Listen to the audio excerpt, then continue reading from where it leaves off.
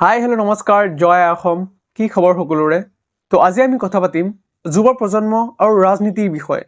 এখন সমাজত ৰাজনৈতিক নেতাৰ ভূমিকা অতি গুৰুত্বপূৰ্ণ এখন ভাল সমাজ গঢ়াত এজন ভাল ৰাজনৈতিক নেতাৰ ভূমিকা থাকে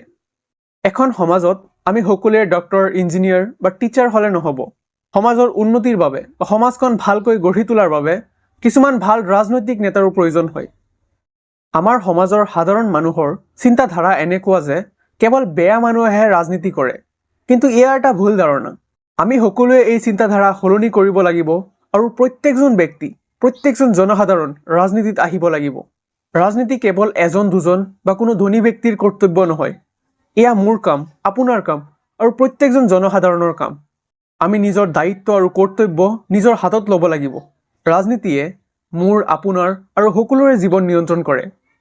আপুনি নিজে ৰাজনীতিত আহিব নোৱাৰিলে এনে এজন ব্যক্তিক সমৰ্থন কৰক যি শিক্ষিত হয় জ্ঞানী হয় যি আপোনাৰ উন্নতিৰ চিন্তা কৰে সমাজৰ উন্নতিৰ চিন্তা কৰে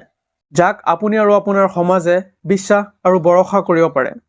এনে ব্যক্তিক সমৰ্থন নকৰিব যিয়ে কেৱল নিজৰ চিন্তা কৰে বা নিজৰ টকা পইচা ধন সম্পত্তিৰে আপোনাৰ মুখখন বন্ধ কৰি ৰাখিব পাৰে আপুনি নিজে অলপ চিন্তা কৰক যেতিয়া আপুনি এটা মোবাইল ফোন বা দুচকীয়া বা চাৰিচকীয়া বাহন কিনিবলৈ যায় আপুনি এই বস্তুবোৰৰ বিষয়ে কিমান বিচাৰ বিবেচনা বা চিন্তা চৰ্চা কৰে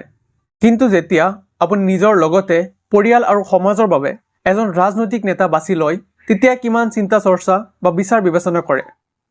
মই মোৰ শিক্ষিত যুৱ প্ৰজন্মক ক'ব বিচাৰোঁ যেন আমি সকলোৱে ৰাজনীতিত আহিব লাগিব প্ৰত্যেকজন শিক্ষিত আৰু জ্ঞানী ব্যক্তি ৰাজনীতিত আহিব লাগিব নহ'লে কিছুমান মূৰ্খ আৰু অজ্ঞানী লোকে ৰাজনীতিত আহি মোৰ আৰু আপোনাৰ সমাজখন ধ্বংস কৰি দিব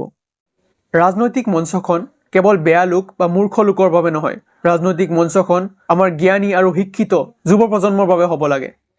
মই আকৌ ক'ব বিচাৰোঁ যেতিয়ালৈকে শিক্ষাৰ উদ্দেশ্য কেৱল চাকৰি পোৱাটোৱে হ'ব তেতিয়ালৈকে সমাজত অকল চাকৰৰ জন্ম হ'ব ৰাজনৈতিক নেতা বা মালিকৰ জন্ম নহয় লগ পাম আৰু এটা নতুন ভিডিঅ'ত জয় অসম